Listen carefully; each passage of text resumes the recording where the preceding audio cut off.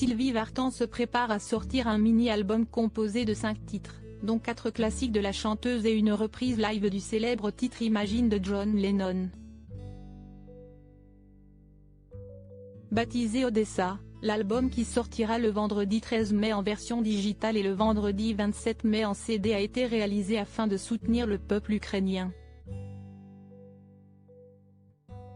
Jeudi 12 mai, l'ex-femme de Johnny Hallyday s'est confiée aux Parisiens. Elle a expliqué avoir été très touchée en voyant les images horribles du peuple ukrainien vivant au quotidien sous les bombes, les torrents de larmes des femmes, la pâleur des enfants, les colonnes de gens fuyant la guerre.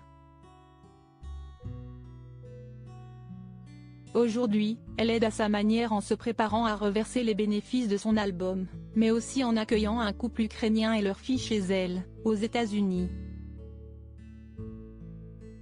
J'ai l'impression de me revoir arrivant en France.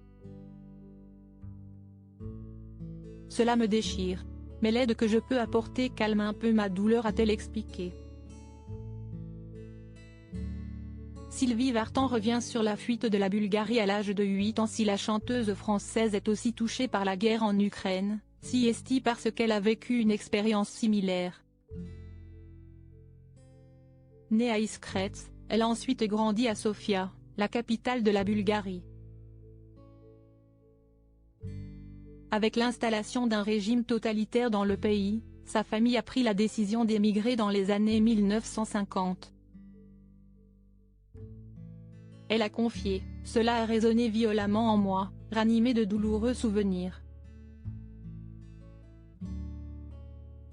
J'avais 8 ans, mais je me souviens avec une acuité incroyable de ces moments horribles.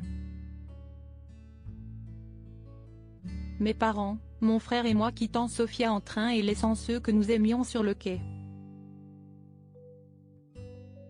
Pour se rendre à Paris, Sylvie Vartan a dû dire adieu à certains membres de sa famille comme à son grand-père. Un moment particulièrement douloureux pour celle qui était une petite fille.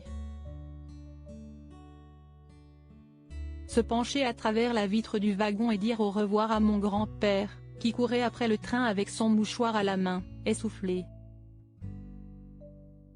La douleur que ça m'a procurée est à jamais inscrite en moi, a-t-elle conclu. Loading widget.